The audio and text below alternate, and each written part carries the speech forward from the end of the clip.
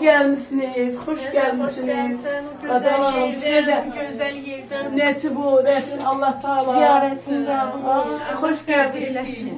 Sağ ol adamım. Özü gibi sosu da güzeldi maşallah. Sağ ol. Ev işi. Ev sana. Size de kısmet. Çekineyle çekineyle. Hoş gördük.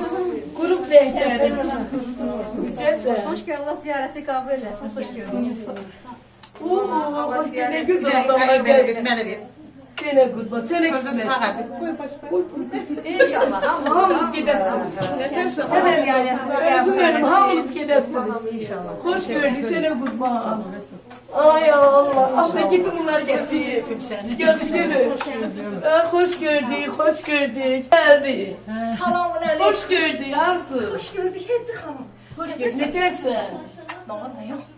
Hoş geldin. Yemin ben Hatice Hanım dedim.